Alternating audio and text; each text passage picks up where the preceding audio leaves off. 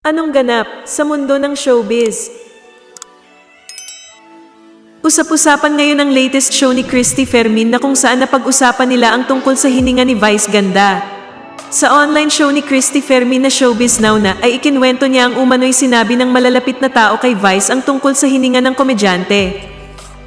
Mga taong malapit sa'yo ang nagsasabi na ang hininga mo raw ay amoy imbornal. Hindi talaga, may nagkwento sa akin, napakalapit sa kanyang tao. Alamin mo na lang kung sino sa kanila.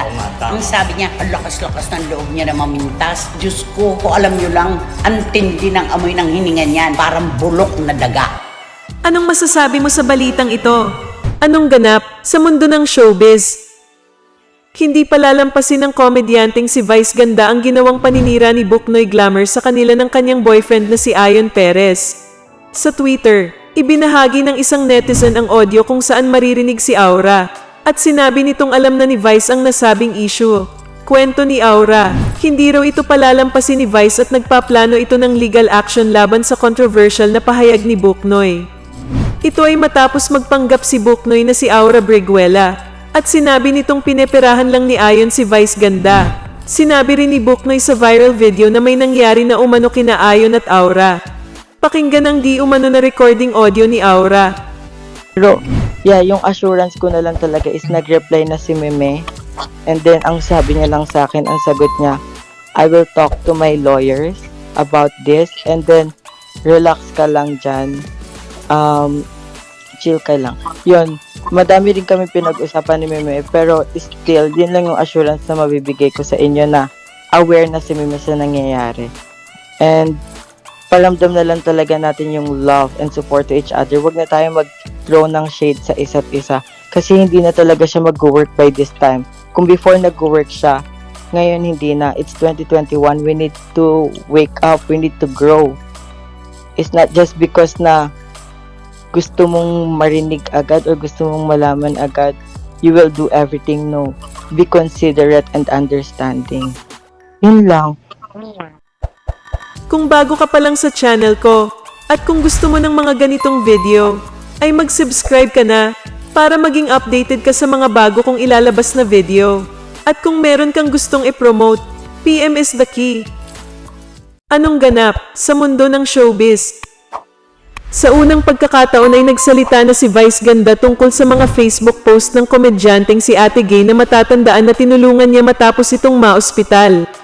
Sa noontime show na It's Showtime ay nagpasaring si Vice tungkol sa isang tao na tinulungan niya noong ito'y nangangailangan. Inilabas ni Vice ang kanyang sama ng loob dahil sa tila lumabas pa siya na masama dahil sa pagtulong niya sa nasabing komedyante. May natulungan ako. Hindi ko pinagmalaking meron ako natulungan, pero yung tinulungan ko, sinabi niyang tinulungan ko siya. Tapos, nilabas niya kung magkano yung tinulong ko sa kanya. Tapos nabasa ko sa mga comments, sabi ng mga comments, ha? Ganun lang pala binigay ni Vice Ganda, 20,000 lang.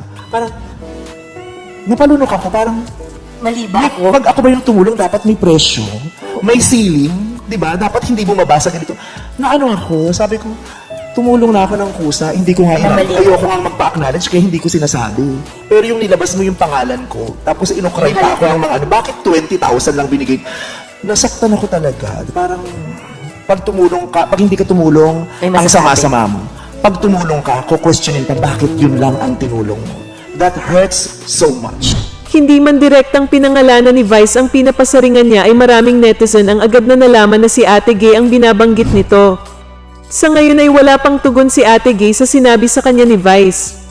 Matatandaan na naging usap-usapan si Ate Gay dahil ibinahagi niya sa kanyang Facebook post ang mga taong tumulong sa kanya noong siya'y nasa ospital. Isa na rito si Vice Ganda at sinabi na 20,000 ang itinulong ng komedyante kay Ate Gay kumpara sa 600,000 na natanggap nito mula sa kanyang kapatid. May ilan na nagsabi na tila pinalabas pa daw ni Ate Gay na hindi naman kalakihan ang ibinigay ni Vice. Ngunit mariin itong itinanggi ng komedyante. Ibinahagi din ni Ate Gay sa panayam sa kanya ng talent manager na si OG Diaz na nahihiya siya kay Vice dahil nadadamay siya sa mga pambabatikos na natatanggap niya mula sa mga netizens. Anong masasabi mo sa balitang ito? Anong ganap sa mundo ng showbiz? Rumesbak na si Ion Perez sa viral video ng grupo ng mga Becky na nilait ang relasyon nila ni Vice Ganda. Kahapon nga lamang ay nag-viral ang isang video ng grupo ng mga Becky na supporter ni BBM. Tila mga nakainomang mga ito at naging bida sa kanilang pag-uusap ay sina Vice at Ayon. Bungad nga ng isang Becky na nakasuot ng itim na sando ay dilawan daw itong si Vice dahil nagtatrabaho siya sa ABS-CBN. Sabay sabing wala siyang pakialam kay Vice. At doon na naisingit ang tungkol sa relasyon nito kay Ayon Perez. Saad ng isang Becky, mahal ba siya ni Ayon? Sagot ng isa, hindi ko sure. Todo paliwanag naman ng isang Becky at sinabing wala daw pera si Ayon. Tubong Pampanga daw ang binata at sumasali lang sa mga bikini open kaya paniguradong wala daw itong pera. Nakilala lang daw ito ni Vice sa It's Showtime at hindi na binitawan. Syempre ganun din daw si Ayon, hindi na bumitaw dahil maraming pera si Vice. Umani naman ang batikos mula sa mga fans ni na Ayon at Vice ang nasabing video. Sumasabay lang umano ang mga Becking ito sa kasikatan ng dalawang It's Showtime host. Go! Wala tayong pakialam kay Vice. Si Vice talaga dilawan niya. Halata naman sa kanya dahil kasi challenge siya eh. Channel 2 siya. Nagtatrabaho siya sa Channel 2. Oh, mahal siya ni Ayon? Mahal siya? Hindi ko sure. Hindi siya mahal dahil. Ay, mahal siya ni Ayon. Si Ayon taga Pampanga yan. Paminta kasi kay Gar, pag galit kami ganyan. Kasi Ayon taga Pampanga. Sumasali lang sa mga bikini open. Walang pera. Oh, walang pera. Wala Oh, akong sumali. pera, Hindi naman yan yung point dyan dahil alam mo si Vice Ganda, napaka-bias ng tao. Hindi porket idol siya ng mga bakla, porket maraming bakla sa Idol Pilipinas. kasi Vice. Kasi takot ka. Takot ka kang matyaro to. Gaga, hindi. Takot Si Ayon ka. talaga. Takot Si ka. Ayon talaga. Bikini open lang yung contestant. Nakilala lang siya ni Vice dahil sa ano sa Showtime. May pera siya? Wala. Meron. Bakla, ginagamit lang niya si Vice Ganda. O may pera si may pera si Ayon? Meron. Wala dahil Wala siyang ginagamit pera, lang niya si- gaga. Wala siyang Wala siyang pera. Wala siyang pera. Si Ayon talaga, namamakla talaga yun noon Ay, pa. hindi naman. Isa binakla niya na ako. Chupa mo sa Gaga. ayon mo dati. Safe ano siya dahil lagi. Uy, gaga, hindi ganyan magsasalita. Hindi, Mali mo, better na ako ni Vice Ganda. Gaga, I love wala Vice. kang wala kay Vice Gaga si Vice Ganda. Iidolihin mo lang siya habang buhay, wala akong... Si Vice Ganda. Hindi ka- Ay, Hindi nag-infor pera. na ako kay Vice Ganda. Sabihin mo, Hindi ka pera, hindi ka sabihin mo si issue. Vice Ganda, neutral siya kasi syempre nagtatrabaho siya sa ABS-CBN. Eh, wala naman. Oh, Tsaka wala akong pala dyan. tapos Baka naga- nabaklang yung hayop na yan. Nag-aano siya sa Yung ba politiko. ako dyan dahil? Nag-aano siya sa Wala mo politics. Hindi. Si ano, hindi ba meron siya sinasabing iboboto niya yung sponge necklace? Sponge necklace. Gago! Si Vice Ganda talaga. Ano, gusto mo open ng ABS? Dahil lang doon, ang gusto mo lang mangyayari sa Pilipinas. Putang ina mo, Vice. Harapin mo ko. Oo, dahil. Harapin mo ang Harapin mo kami. Harapin mo kami, putang ina Oo, oo, Vice. Yung Paano mga, naman yung, tayo mga, mga yung mga kumantot sa'yo, baka mas gwapo pa yung mga sa amin. Sino Di ba? Hindi gago. Napaka-bias niyang Pero sa kanya 2 a.m. every 2 a.m. Okay, tuta ko, Vice, ang to. Yun to. Hoy, kahit mahirap lang kami dahil hindi namin mabili ang boto mo. Oo, Vice. Oo, ganun Ino. yun. Huwag mo kami Palibasang mayaman ka na. Kahit bumoto ka ng eme lang, buhay ka. Eh, paano kayo mga mahirap ng Pilipino? O, kaya huwag mo Buhay ka na eh. Kahit iboto mga pocho, buhay ka, mayaman ka na eh. Kabahan ka na may 10 years. Di ba? 40 years. Ina mo, hayop ka. Oo, di ba? I-checkan niyo. Oo, paano siya kay Ayon? Mahal siya ni Ayon? Hindi siya mahal niya. Hindi siya bali Ayon, dahil. Si Ayon, di parang kababangan ba yung si Ayon? Kapampangan, nagbibikini open. Walang pera. Nananalo? Oo, hindi man na. Hindi na nanalo yun sa Mr. World. Kasi sino iboboto muna natin itong 2022?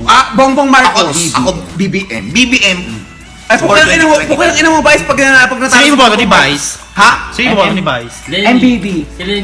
Sino? Hindi, may sponge yun eh. Kasi parang di ko kilala kasi. Alam mo kung sino iboboto ni Vice? Isa Vice, Moreno. hindi, gagawin, hindi, meron siyang inaano yun, may pinupromote Pukang ina mo, Vice, ha? May pinupromote, putang ina mo.